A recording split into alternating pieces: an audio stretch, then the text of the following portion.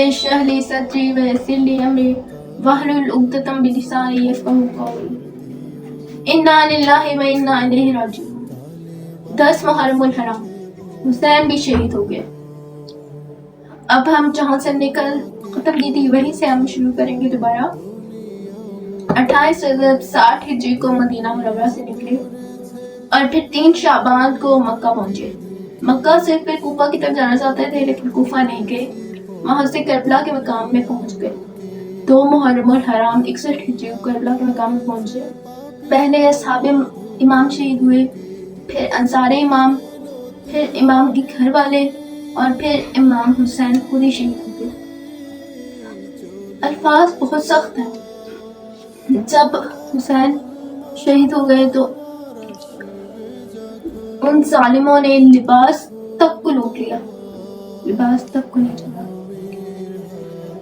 حسین رضی اللہ عنہ جب شہید ہوئے نا تو انہوں نے ہاتھ پہ ایک انگلی میں ایک انگشتری پہنی ہوئی تھی، تو اس انگشتری کو لوٹنے کے لیے شقی القلب نے ان کی انگلی کو کاٹ دیا۔ اس کے بعد کربلا میں ایک ندا آئی، ایک آواز گونجی کہ اب گھوڑے تیار کیے جائیں۔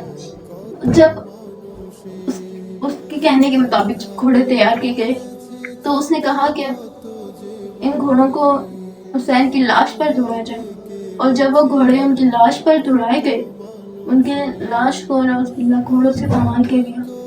اس طرح حسین شہید ہوئے۔ جب حسین شہید ہو گئے تو بے گور و کفن لاشیں پڑی ہوئی تھیں۔ پھر یزیدی قوم جو فوج اشکیا تھی وہ خیموں کی طرف روانہ ہوئی، اور خیموں میں کون تھا؟ خیموں میں بیویاں تھیں۔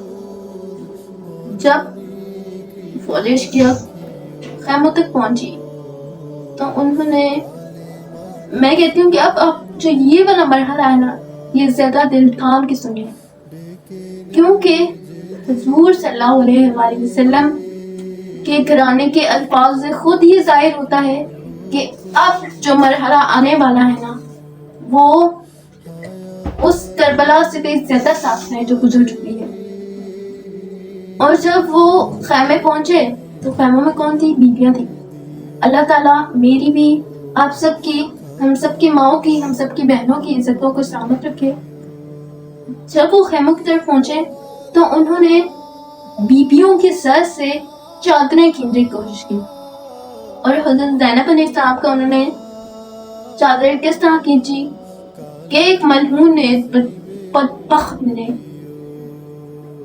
نیزے کی نوک کی انگلی جو تھی نا اس سے زینب کی چادر کو کھینچا، اور علی کی بیٹی مذمت کر رہی تھی، اور جب اس ملعون کو کچھ سمجھ میں نہ آیا نا تو اس نے ایک پتھر اٹھایا، بس میں الفاظ ریپیٹ نہیں کر رہی، آپ سمجھ جائے گا۔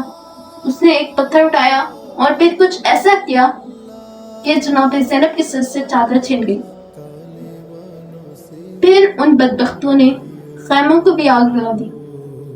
اب یہ جملے تو ختم ہوں گے لیکن جملوں کے اندر بہت سے مصائب ہیں جو میں ابھی پراپر طریقے سے شیئر نہیں کر رہی، مختصراً آپ کو بتا رہی ہوں۔ اب جو یہ رات تھی 10 محرم کی جو رات تھی، اہل حرم نے کھلے صحرا میں رات گزاری۔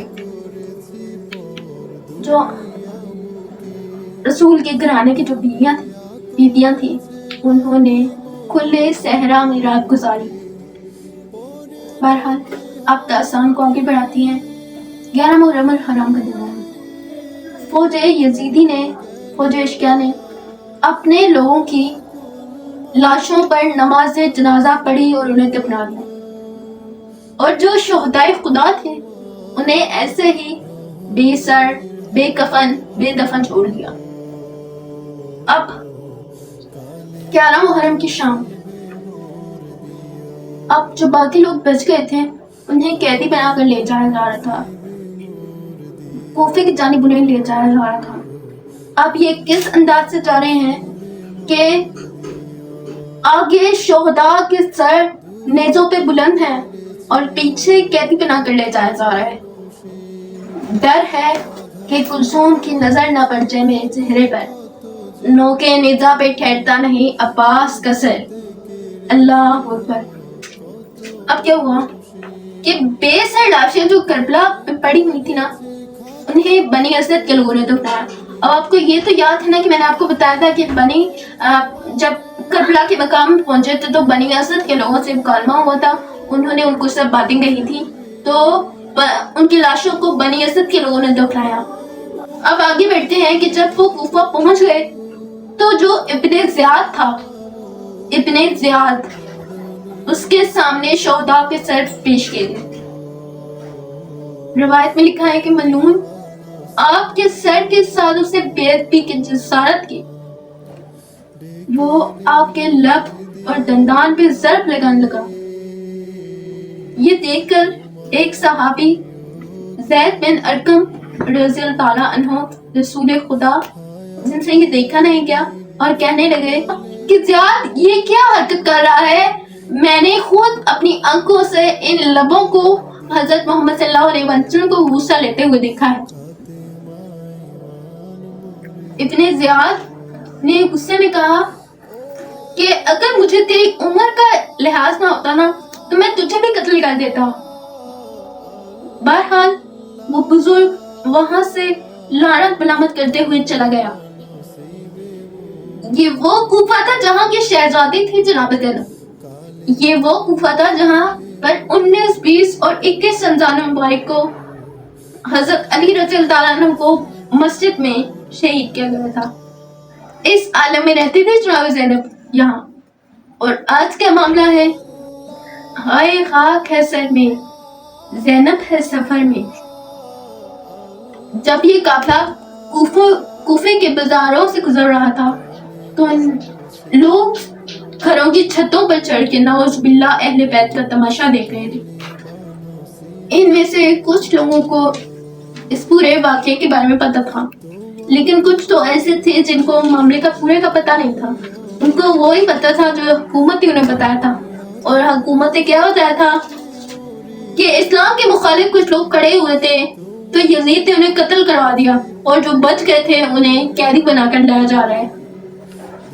جب وہاں پہنچے تو زین العابدین جو حسین کے بیٹے تھے، بیمار کربلا، انہوں نے لوگوں سے خطاب کیا تو لوگوں کی آنکھیں کھل گئی، اور جو حکومت کا طلسم قائم کیا تھا وہ ٹوٹ گئے۔ اب آگے کیا ہوا کہ اب عباد اللہ ابن زیاد کے حکم کے مطابق جب قیدیوں کو اس کے دربار میں لایا گیا تو اب جملہ دیکھیں کہ وہ بدبخت بیٹھا ہوا تھا اور علی کی بیٹی کھڑی ہوئی تھی۔ یہ جملہ مسائل کے لیے کافی ہے، لیکن اس بدبخت نے پوچھا کہ یہ کون ہے؟ تو بتایا گیا کہ یہ علی کی بیٹی فاطمہ الزہرا کی بیٹی ہے۔ اس ملعون کو دیکھیں۔ اب یہ جملہ میں نہیں کہہ رہی، یہ جملہ بہت سخت ہے جو میں نے پڑھا ہے، لیکن میں اتنا کہتی ہوں کہ اس نے کہا کہ خدا کا شکر ہے کہ اس نے تمہیں شکست دی، تمہیں قتل کیا، تمہارا جھوٹ ظاہر کیا، استغفر اللہ نعوذ باللہ۔ اب علی کی بیٹی کا جواب سنیے۔ علی کی بیٹی کہہ رہی ہے حمد ہے اس خدا کی جس نے ہمیں عزت دی، جس نے ہمیں محمد صلی اللہ علیہ وآلہ وسلم کے ساتھ پاک و پاکیزہ قرار دیا۔ ارے رسوا تو وہ ہوتا ہے جو فاسق ہو، ارے رسوا تو وہ ہوتا ہے جو فاجر ہو۔ دیکھیں ہم نے یہ سب سن لیا، اور ہم نے ملعون کا کہنا بھی سن لیا اور علی کی بیٹی کا جواب بھی سن لیا، لیکن اب سوچیں کہ ماحول کیا تھا۔ قیدی تھی جناب زینب، ابھی بھائی کا دکھ دیکھ کر آئی ہیں، ابھی 72 لوگوں کو شہید دیکھ کر آئی ہیں، لیکن جرأت دیکھیں جناب زینب کی، جواب دے رہی ہیں زیاد کے دربار میں اس کے سامنے کھڑی ہو کر، لیکن اس بدبخت کو پھر بھی تسلی نہیں ملی۔ جناب زینب کا دل دکھانے کے لیے کہنے لگا، دیکھا تم نے تمہارے بھائی کے ساتھ اور دیگر عزیزوں کے ساتھ تمہارے خدا نے کیا کیا؟ جناب زینب کا جواب سنیے۔ جناب زینب نے کہا کہ ہم نے جو دیکھا اچھا ہی اچھا دیکھا، ارے خاصانی خدا تو وہ تھے جن کے لیے شہادت کا درجہ لکھ دیا گیا تھا، اور وہ خود اپنے پیروں پر چل کر قربان گاہ کی طرف گئے اور شہادت نوش فرمائی۔ اور سن، وہ دن بھی دور نہیں ہے کہ جب تو پیش خدا تیرا اور ان کا مقابلہ ہوگا اور تو اپنے اعمال کا جواب دے رہا ہوگا۔ علی کی بیٹی بول رہی ہے۔ اب کیا ہوا کہ اس بدبخت نے امام زین العابدین کی طرف رخ کیا اور ان کے درمیان میں مکالمہ ہوا، حتیٰ کہ اس نے یہ کہا کہ امام حسین کی بیٹی کو قتل کر دیا جائے۔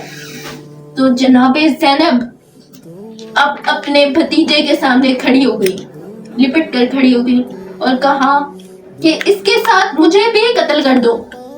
زینب کے اس انداز کے بعد وہ اپنے ارادے سے پاس آ گیا اور کہا کہ رہنے دو، چھوڑ دو اسے، اب یہ ہی ان بیویوں کو لے کر جائے گا۔ امام زین العابدین نے اسے کہا، للکار کر کہا کہ اے ابتزاد، تو ہمیں موت سے ڈراتا ہے، مجھے موت سے ڈر ہے؟ تو یہ نہیں جانتا کہ قتل ہونا تو ہماری عادت ہے، شہید ہونا تو ہماری سعادت ہے۔ اب دربار میں آواز سید سجاد گھوم رہی تھی، حتیٰ کہ دربار برخاست کر دیا گیا۔ اب کیا ہوا؟ اگلا مرحلہ یہ پھر قیدیوں کو قید خانے میں ڈالنے کا حکم دیا گیا۔ اب اگلا دن یاد کے مطابق سر امام کو کوفے کے گلیوں، بازاروں اور کوچے میں گھمایا گیا اور ہر دروازہ قصر پر آویزہ کیا گیا۔ الفاظ بہت سخت ہیں لیکن بتانے پڑیں گے آپ کو۔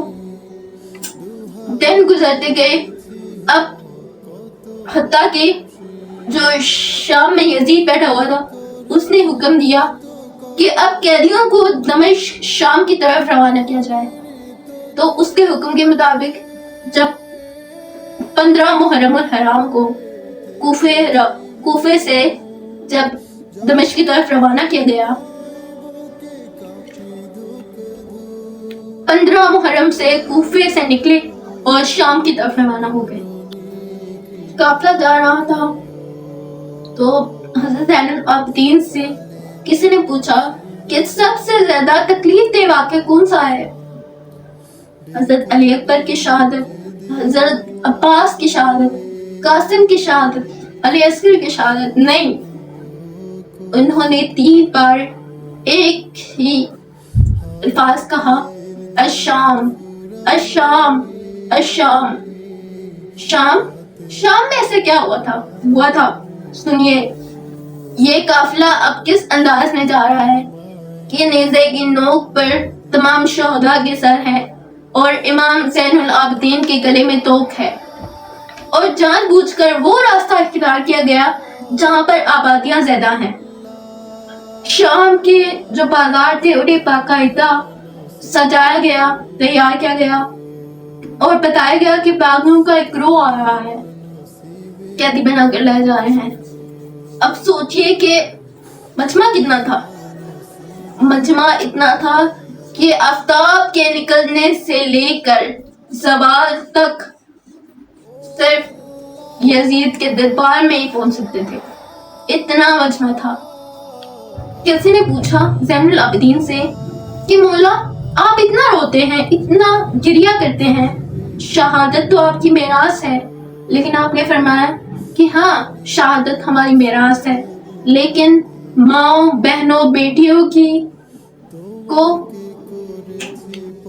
بازاروں، گلیوں اور کوچوں میں ہماری ماؤں، بہنوں اور بیٹیوں کا مکنا و بے چادر جانا ہماری میراث نہیں ہے۔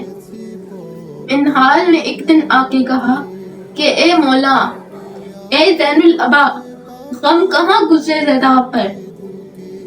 آپ خوب روئے۔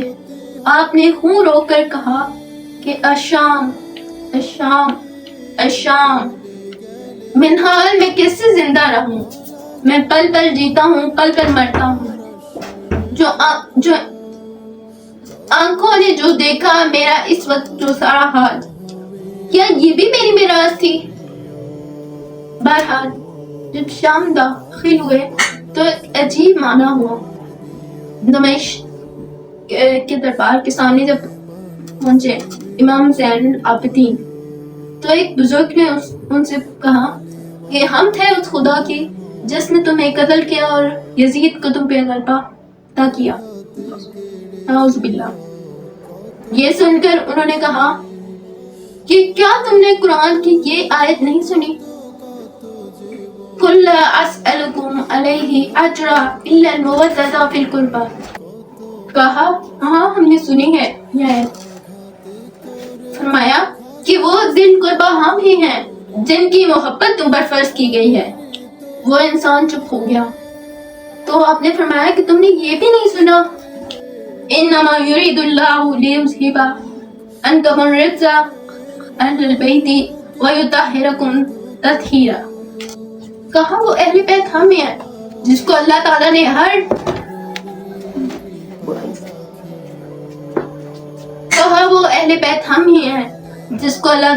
ہر چیز و برائی سے پاک رکھا ہے۔ اس شخص نے کہا خدا کی قسم کیا تم وہی ہو؟ فرمایا ہاں ہم وہی ہیں۔ تو وہ شخص پھوٹ پھوٹ کر رونے لگا اور قدموں میں گر گیا اور کہا کہ کیا میری خطا معاف ہو سکتی ہے جو اس دن حور نے حسین سے کہا تھا۔ حسین سے کہ کیا میری خطا معاف ہو سکتی ہے؟ آپ نے فرمایا ہاں تمہاری خطا معاف ہو گئی ہے۔ اس سے یہ ظاہر ہوتا ہے کہ شام کے لوگ اس پروپیگنڈے سے کتنے ہی نبی پاک صلی اللہ علیہ وسلم سے ناآشنا ہوئے ہوئے تھے۔ یوں بھی کہا جاتا ہے کہ یہ سب منظر یزید اپنی چھت سے کھڑا ہو کر دیکھ رہا تھا اور جب اس کی نظر شہداء کے سر پر پڑی تو اس نے خوشی سے کہا کہ آج میں نے محمد سے اپنے قرضے وصول کر لیے ہیں۔ قافلے کو دربار شاہی کے قریب روک لیا گیا، دربار کو سجایا گیا اور دربار کا علم کیا تھا کہ یزید بیٹھا ہوا تھا اور شطرنج کھیل رہا تھا، شراب نوشی کر رہا تھا، غلط کام کر رہا تھا۔ اور نبی کی نواسیاں اور علی کی دلاری جب داخل ہوئی تو اس نے کہا کہ کاش آج میرے جنگ بدر کے بزرگ زندہ ہوتے تو خوشی سے مجھے دعا ہی دے دیتے۔ ایک محمدی دشمنی کیا کیا ستم دکھا گئی، بدر سے لے کر کربلا تک آ گئی۔